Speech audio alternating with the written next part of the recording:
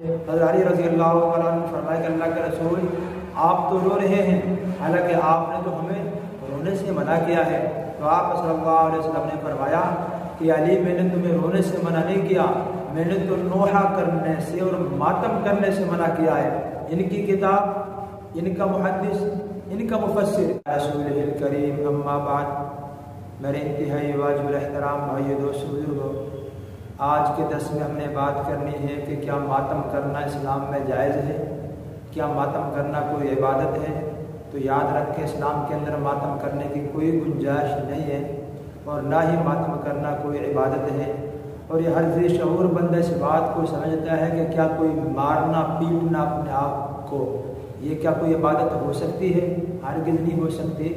عبادت تو ایک اللہ کی بندگی کا نام ہے، عبادت تو اللہ کی تعریف کا نام ہے، اس میں نہ کوئی اللہ کی بندگی ہے، نہ کوئی اللہ تعالیٰ کی اس میں حمد کے اور ثنا کے کوئی کلمات ہیں۔ قرآن نے تو ہمیں کہا ہے کہ یا ایھا الذین آمنوا استعینوا بالصبر والصلاۃ، اے ایمان والو تم اللہ سے صبر کے ذریعے اور نماز کے ذریعے اللہ سے مدد حاصل کرو، ان اللہ مع الصابرین، بے شک اللہ تعالیٰ مدد صبر کرنے والوں کے ساتھ ہے۔ اور آگے فرمایا ولا تقولوا لمن یقتل فی سبیل اللہ اموات، کہ تم انہیں مردہ مت کہو جن کو اللہ کے راستے میں قتل کر دیا گیا، بل احیاء، بلکہ وہ زندہ ہیں، ولکن لا تشعرون، تم اس کا شعور نہیں رکھتے۔ تو میرے دوستو، قرآن نے تو ہمیں صبر کا کہا گیا ہے کہ صبر کریں ہم، اور بلکہ یہاں تک فرمایا کہ وبشر الصابرین، کہ خوشخبری سنا دے آپ صبر کرنے والوں کو۔ تو خوشخبری ہے صبر کرنے والوں کو، جب ان کو کوئی پریشانی مصیبت پہنچتی ہے تو وہ کہتے ہیں کہ انا للہ و انا الیہ راجعون، وہ تو یہ کہتے ہیں جو قرآن میں ہم سے کہا گیا ہے۔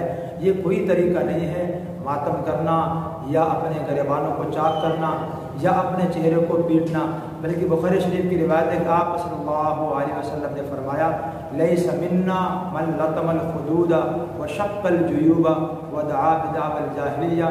آپ صلی اللہ علیہ وسلم نے فرمایا کہ جو شخص اپنے چہروں کو پیٹے اور اپنے گریبان کو چاک کرے اور جاہلیت کی باتیں کرے، وہ ہم میں سے نہیں ہے۔ تو یہ تو حدیث سے صاف طور پر منع ہے۔ بلکہ آپ کو ایک مزیدار کی بات بتاؤں کہ ہمارے ان اہل تشیع حضرات کی کتاب سے ایک میں حوالہ دینے لگا ہوں۔ یہ کتاب کا نام ہے دعائم الاسلام، صفحہ نمبر 225 میں حضرت علی رضی اللہ تعالیٰ عنہ سے روایت ہے کہ جب آپ صلی اللہ علیہ وسلم کے بیٹے ابراہیم رضی اللہ تعالیٰ عنہ کا انتقال ہوا تو آپ صلی اللہ علیہ وسلم کی آنکھ مبارک سے آنسو جاری ہو رہے تھے۔ حضرت علی رضی اللہ تعالیٰ عنہ فرمایا کہ اللہ کے رسول آپ تو رو رہے ہیں، حالانکہ آپ نے تو ہمیں رونے سے منع کیا ہے۔ تو آپ صلی اللہ علیہ وسلم نے فرمایا کہ علی میں نے تمہیں رونے سے منع نہیں کیا، میں نے تو نوحہ کرنے سے اور ماتم کرنے سے منع کیا ہے۔ ان کی کتاب، ان کا محدث، ان کا مفسر، اور وہ یہ ایک بات کہہ رہے ہیں کہ نوحہ کرنے سے آپ صلی اللہ علیہ وسلم نے ماتم کرنے سے منع کیا ہے۔ خود ان کے نزدیک نوحہ کرنا، ماتم کرنا حرام ہے۔ قرآن کی ایک اور آیت کا مفہوم ہے وَاصْبِرْ وَمَا صَبْرُكَ إِلَّا بِاللَّهِ، کہ آپ صبر کریں، صبر کرنا تو اللہ ہی کی توفیق سے ہے۔ اس کی تفسیر میں بہت بڑے شیعہ مفسر لکھتے ہیں کہ اس کی تفسیر، یہ آیت اس وقت نازل ہوئی کہ جب آپ صلی اللہ علیہ وسلم احد کے میدان میں جب ان کو شہید کر دیا گیا تھا صحابہ کرام کو، تو آپ سے کہا جا رہا ہے کہ آپ صبر کریں، شہدائے احد پر آپ صبر کریں، جن صحابہ کرام کو احد میں شہید کر دیا گیا ہے، آپ ان پر صبر کریں، صبر اللہ کی توفیق سے ملتا ہے۔ ولا تحزن علیہم، آپ ان پہ غم نہ کریں۔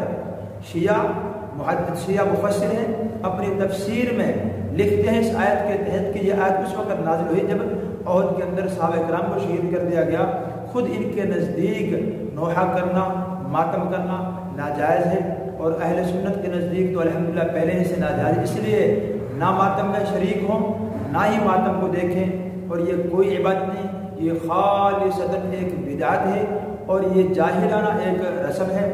حضرت شاہ جی رحمہ اللہ تعالیٰ سے ایک شیعہ نے کہا کہ حضرت شاہ جی دیکھیے ہمارے حق پہ ہونے کی دلیل ہے کہ ہمارے زخم فوراً ٹھیک ہو جاتے ہیں۔ تو مولانا عطا اللہ شاہ بخاری رحمہ اللہ تعالیٰ نے فرمایا کہ بھئی ہاتھ بھی تمہارے، جسم بھی تمہارا، ایسا کریں اگر آپ ہاتھ عطا اللہ شاہ بخاری کا ہو اور جسم تیرا ہو، پھر دیکھتے ہیں کہ زخم کیسے ٹھیک ہوتے ہیں۔